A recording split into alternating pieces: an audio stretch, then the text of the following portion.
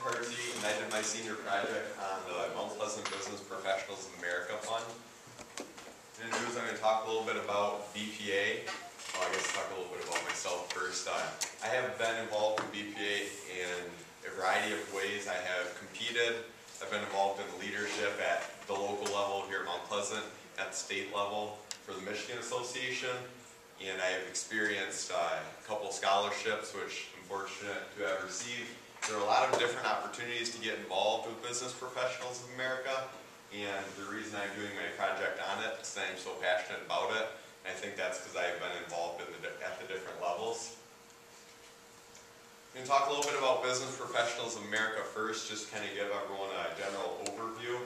Business Professionals of America is what's called a Career Technical Student Organization. It's under the CTSO umbrella, along with organizations like HOSA and DECA, which is like a marketing version of BPA, FCCLA, FFA. So there are a variety of organizations like BPA under the CTSO umbrella. So I don't know if you're familiar with any of those, but BPA is similar but tailored to business rather than marketing or farming or community service. So that is a little bit about the history. There are 23 states involved across the United States. It is co-curricular, meaning, I don't know if you know what that is, but basically, like for me, I compete in global marketing, so it's directly related to the marketing curriculum. So they kind of go hand in hand. There are 54,000 members across the United States competing, and those get eliminated as you go on to the state level, national level. And I talked a little bit about the CTSO part. Our Mount Pleasant chapter here, we have 28 years of success. There have been in the past 28 years 745 state qualifiers. The state conference is held in Grand Rapids at the Amway Grand, and anyone who has competed, I'm sure, would agree with me in saying that is an incredible opportunity, a lot of fun. There have been 321 national qualifiers and 45 national champions. So that's about BPA. Now I'm going to talk to you a little bit about the expenses that the BPA chapter faces each year.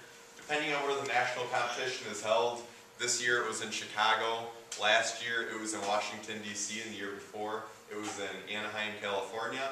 So as you can see by those three, they change completely depending on, they set them up all in advance, but they can be anywhere in the United States, and depending on how far away they are, determines how expensive it's going to be for the students and for the chapter. So the transportation is one of the major expenses that BPA faces each year.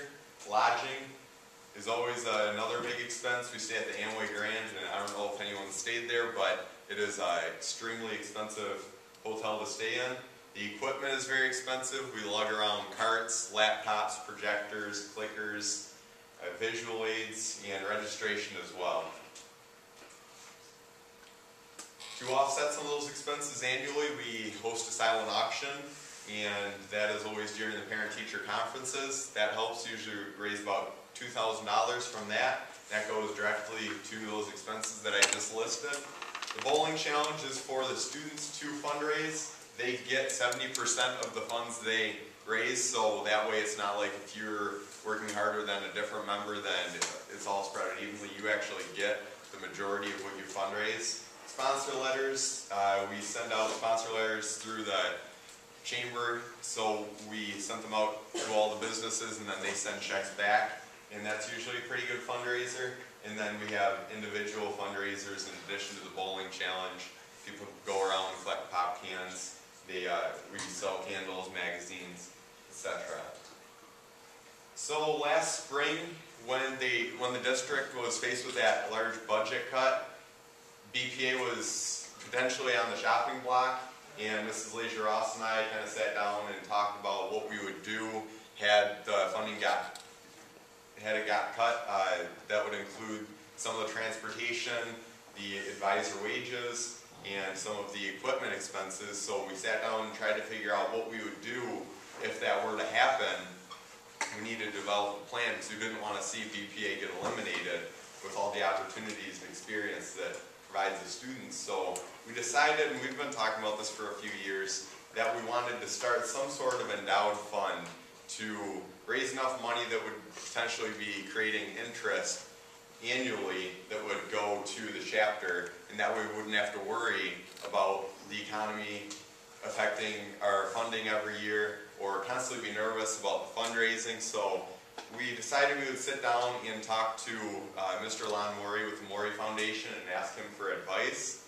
And we had breakfast with him at Stan's. He recommended that we start an endowed fund through the Mount Pleasant Area Community Foundation. So similar to all the scholarships, not sure if you had applied for any of those, but they work the exact same way. The families, or whatever the scholarship is, you raise the money, and then every year, if you have $20,000, every year it'll be kicking back just under $2,000. So it's got about an 8 to 10% return rate on the money that you fundraise. So when we got the fund started at the Mount Pleasant Business Professionals of America Fund, Mr. Lon Morey was generous enough to contribute $25,000 to getting this fund started right away. So annually that was producing about $2,200. And then once you leave that in there for a few years, the interest will grow off the interest and so on. So it will just keep growing if you don't touch it.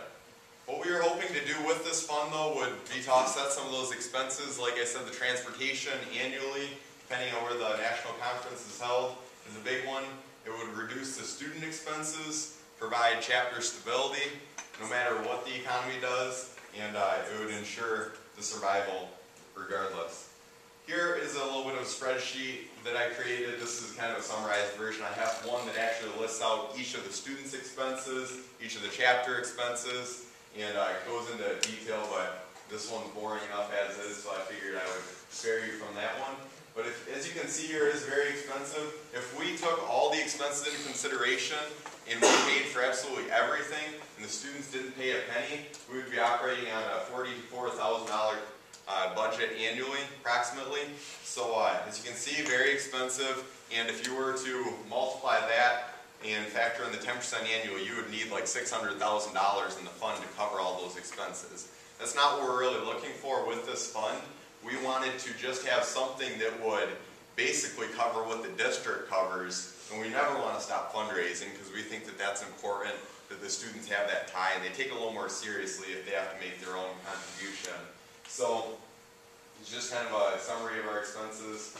The national champion on average annually, I know for me, sophomore year, this was about what I spent, $1,300 to go from regionals to nationals. That includes attire, so a suit, and then all the other expenses that I already talked about.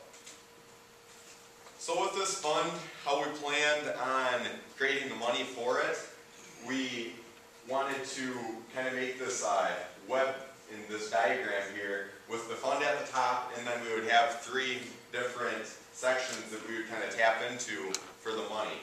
We got the alumni with 27, now 28 years. That is a great, wonderful resource for us. We've got students like Kyle Quinn, Jason St. John, who have already contributed, and we think that if we get in touch, we thought if we got in touch with them that would generate money, their parents as well, and that did help quite a bit. With our last fundraising effort, we raised about $9,000, utilizing a lot of the alumni.